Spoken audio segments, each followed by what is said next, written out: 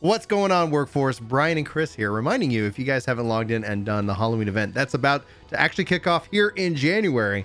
But beyond our clown suits and more, we're actually talking about the news that broke with Yoshi P sharing Oceanic Datacenter launch, game coming back on sale, but more or less the conversation around that. There's been some quote-unquote fringe viewpoints that this is actually a bad sign for the game. Chris, why don't you explain what is the conversations going on, and let's dive into this topic. So it was a series of announcements made. I know that like Gaming Kinda, I covered it in detail and chaptered it out. And if you just want a summary, that's over on Ginger Prime, where Brian covered it in a much more rapid. I think mine was like a half hour. It's a lot, but I chaptered it so you could get to just the parts that affect you. This starts off by talking about Oceanic Datacenter. We knew this was coming. They had originally hoped it would be here in time for Endwalker, and it was delayed. I thought that they would push this announcement to the first live letter and announce that it was going to come out 2 weeks before 6.1. Right. That's really where I thought it would be. This is much, much sooner. Yes, January 25th for those who want the date specifically. January 26th, everything else gets kind of turned back on. Digital sales, World Transfer Service specifically. But yes, this is actually sooner than I thought. One of the things I remember somebody saying that once they saw a dip in the queues around Christmas, because there was like on Christmas, I was able to actually log in within an hour, and they're like, "Oh, that means the games were, like you said it was going to be fixed till March." And I was like, "No, I stand by that assessment, but you misunderstand. Like new servers and new worlds, and then they come and drop it on January 25th. This is really like awesome to see. And then not only that, but then they tell us about more servers coming to North America and Europe, and how they're going to restructure Japan, all happening over the course of the next like 18 months, with it all kind of really kicking off phase 1 this summer. So we're getting 5 worlds. I thought that was actually big. They were originally thinking about doing 3 and then scaling up, but they're like, no. Let's throw 5 worlds at the Oceanic Datacenter as a start. And I thought that was really, really exciting to see.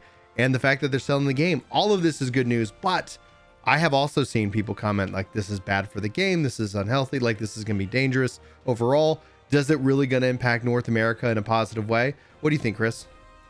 So I think the first thing is that like in his like podcast style interview or whatever that had come out right before this, I think up until relatively recent announcements, we thought that Oceanic coming over was kind of mostly focused on Oceanic. And while it was better for the community as a whole, it is community money being spent on one specific aspect of the community. And so it can be very frustrating to other regions that are like, that doesn't affect me. You're spending my money on people that aren't me, or people that are in regions that do want service and don't have it, such as Central and South America, where they're like, whoa, what the hell? Hey, what's going on? We need help too. And so I will say, like, first of all, the scale of this is a lot bigger than what was originally stated, which I appreciate. I think I like that a lot more than, like, for example, Yoshi P really hyped up the escort update in the kind of fetch questy, escort questy type stuff for Endwalker. And I think if he hadn't hyped it, I would have really liked the feature. But because he like built it up, I was like, oh, I really thought, like, he builds up so few things that I really thought it would be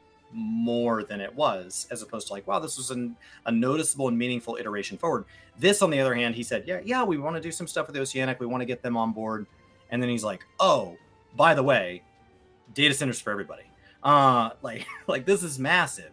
So NA is getting a data center with half the worlds. 4 worlds. And then we'll get the remaining half when they can get the machines. Yeah, spring 2023. This is what they're targeting. Their subject goal to is change. 8 worlds per server, because they think that's a nice spot as far as login queues. So JP will get another data center, and that will allow their existing ones to drop to 8 worlds, because they have over jammed data centers, which limits the amount of people that can be on each individual world. So they'll get the same number of worlds, but it'll be 8, 8, 8, and 8. And then EU, they're going to round them up to 8. And then when they get their other data center, it'll come online, popping and kicking at all 8 right from the get-go, which is just a massive total amount of growth. The JP one alone, which is the smallest change of the set, he said would allow for up to 50,000 additional concurrents. So like from a login queue perspective, that's massive. And that's the region that got the least excitement here, other than the fact that they'll of course bleed all of the players that play in JP who might want to migrate to Oceanic. Really exciting stuff. Yeah, and I don't see how anybody views this as a bad thing. So now that we've officially hit at least the 4 or 5 minute mark for the video, and the butt force, basically those who are subscribed to us and hate us, That's their new label. So everybody else is the workforce. They're the butt force. Now that they've left the video and they don't know what we're about to talk about, like, doesn't this get you excited though for the first live letter? Doesn't the fact that they've made this big news, this piece of the announcement now make me go, what the hell are they going to be talking about in the first live letter? Right. The fact that this had to be said now because it was going to get cut for time. Yeah. Like, think about for everybody that's done the Endwalker story, think about the fact that they showed us Garlemald and Thavnir early. And we were all like, that seems really spoilery. And we said the same thing in Shadowbringers when he showed us 2 zones. That seems really spoilery. And every time Ishvi says, hold my beer. And so like for him to say, we are rolling out a ridiculous amount of financial resources, both in labor and in just literal hardware. We're rolling out a ton of money. I got to go ahead and say that now because I got some really big news coming. Right.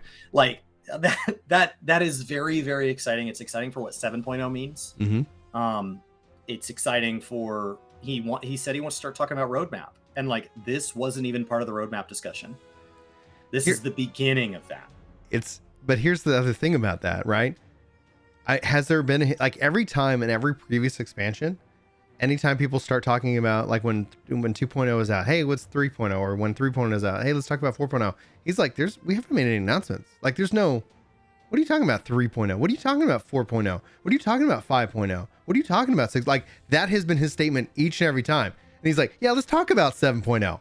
Like I know you just finished Endwalker, guys, but yeah, we're going to be starting talking about 7.0. What I gather from his wording is in February. Like that the next live letter is not just about 6.1. It is about the starting of like whether they're going to give us the full roadmap or not. They're at least acknowledging essentially kind of the question that everybody's coming off of this expansion with, like, well, we assume we know that there's going to be the raids. We know there's going to be Island Sanctuary, but a part of, I think, MMOs and their like sustainability is also that investment. Like, well, do I grind everything to 90? Like, what is that going to look like? Because you don't want that situation that you described that pisses you off specifically, is that if we've come to terms into an agreement, don't later change the agreement on me without at least giving me some kind of heads up. So like you said it in our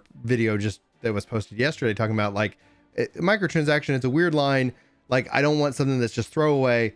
I want to know that if I put my money in, I'm going to get like kind of the return on that investment out of it in a long term. Well, in the subscription base, it's like, what am I subscribing for? Like, where are we going to go? And Yoshi P's last roadmap was the 2.0, like when he sat down and talked about 2.0. And that was, I don't know if we're going to get that level of detail. I'm starting to expect that, and that's not fair on them, but that's where I'm really looking. I'm glad he's saying February, so it doesn't give me 6 months to speculate. Yeah, and I think expectations are really important, especially with a company, right? A friend of yours says they're going to be at, hey, let's go to lunch next Saturday, and something comes up. I mean, life happens. Yeah. But when you have companies that have hundreds or thousands of employees and have budgets that are in millions or billions, it's really hard to be like, hey, but, Joe got sick last Friday, so the whole expansion has to be delayed. Like, you should have more redundancy than that. So, I expect clean communication from something as large and successful as Square Enix, and I think that's fair. And I think they've established a pattern to show they're aware of the same standard and they can hit it. Yeah.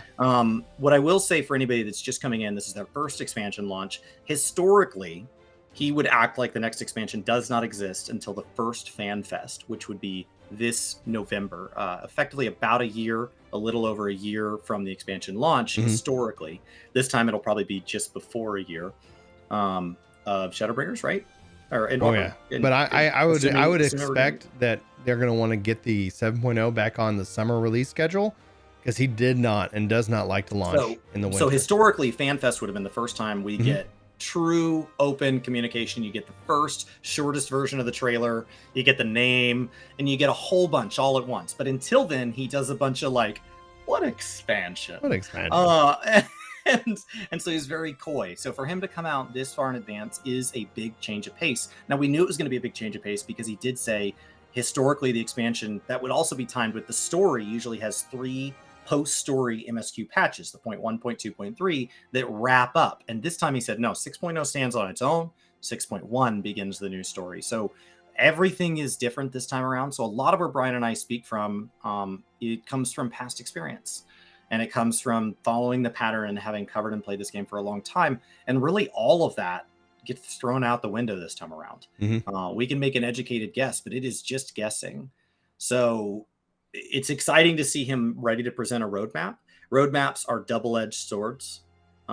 He has said in the past that he doesn't want to tie his team to like, great, you said it, so now we have to do that. Like we had other ideas, and now we can't explore those because you've promised something. Yeah, it gets tricky. At the same time, it gets tricky with gamers, and so you especially don't want to put dates on things, but you want to give. Let me just readjust the camera. You want to give some kind of expectations, because you want to have a direction. Now, I think Yoshi P's obviously earned a lot of trust, so he doesn't have to like spell it out like, all right, here's phase 1, here's phase 2, here's phase 3. But I think essentially where I see a lot of people in chat, we kind of speculate, are we going to see massive engine upgrades, whether that be a new engine or them just taking the engine and saying, hey, we've been wanting to make these changes. 7.0 seems like the logical time to do so. Does that coincide with a spec increase, a PS4 drop? Like when you think about timing perspective, we're in 2022. I would venture to bet that they would be wanting to go 2024, like for a summer release to give them plenty of time for that release. Ultimately, now you're looking at a 2.5, kind of cycle for this expansion. Which does that mean we get more patches? We get patches a little bit further. Do we get a 0.6? Do we get a 0.6 this expansion just to kind of cover that gap between, like, hey, we are kicking the expansion. Yeah, maybe Ultimate. Who knows? Like, there's a lot I think here, and I think that's why February is going to be the month to watch out for to get. And there's going to be so many things that I think that's going to reveal a lot about the state of the game and our current engine, because a lot of people still to this day will come in on a live stream like on Friday when I'm streaming live, and ask me like, why did they get rid of belts? And I go, they ran out of memory. And they're like, what? I was like, no, as soon as they said we're deleting belts, I go, they're out of memory. They're taking that memory and putting it into some, into the weapons and the rings. And then he goes and says that. And I was like, yeah, it's like, that's why. Like there wasn't any kind of like, and that made the most sense because there weren't even any aesthetics to the belt itself. It was just a stat stick in a slot. So it just made sense to kind of have for them to go ahead and make that change. But that cannot you continue. Eventually they can be like, well, we got to delete boots now. Yeah, boots, they're really not that cool. No, that doesn't work. Right. One ring slot. Yeah. From the man that wears 10 rings. So So my original prediction date for 6.1 was the last Tuesday in March, aware that I might be a little early. I think I'm very early.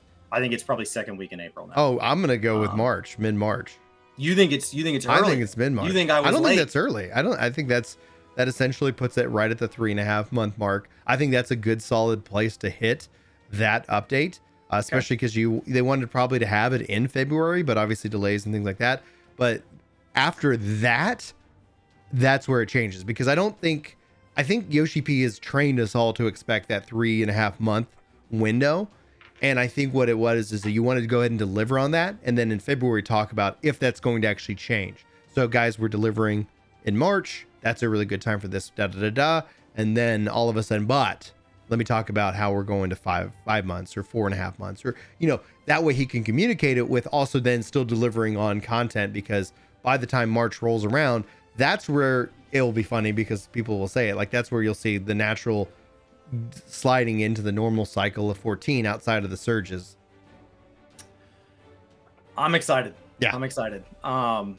I think off the heels of the announcement, that Microsoft is ready to move into that third place and pass up a lot of other plenty big studios by buying ABK. I think that to talk about last week's news now, looking back, that makes me just even more excited for Square Enix, even more excited for Final Fantasy. There's some cool things happening out of big companies right now. It can be easy to be jaded and frustrated when these big companies come in and are making moves that define an industry.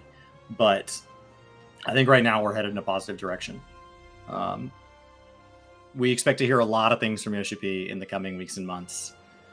And it makes me wonder what he's saving for FanFest. Like, if we're getting a roadmap now, right? If we're getting 7.0 beginning news now, if we're getting hardware roadmap stuff now and server infrastructure now, what what is at or like if we go back to a 3 FanFest schedule, what did he save for 3 sets of announcements as opposed to last time where the FanFests were pretty light? It was basically 1 FanFest and then like a follow-up ish FanFest and like a showcase ish. Like it was a lot lighter than what we'd get out of 3 full FanFests. It feels like we're about to get hit with a lot. I think so. I've been waiting for this. This is what I've been feeling has been happening since Stormblood. So we'll find out if I'm right or crazy or both or neither. So one way or the other. Chris, why don't you take us out? Guys, let us know below what Tuesday you think 6.1 is going to release, or take the long bet and bet that it's not on a Tuesday. And let us know down below. Have a great day. Thanks for hanging out. We'll see you next time. Take care.